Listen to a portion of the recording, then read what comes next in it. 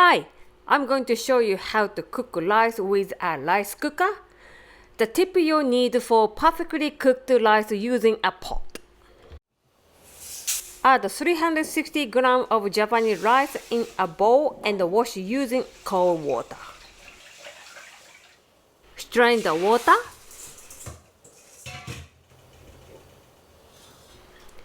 Put the rice back into the bowl and wash again.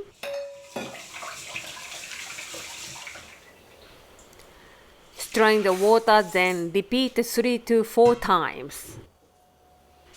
Put the washed rice into a pot. 360 grams filtered water into the pot. Cover with a lid and leave 30 minutes.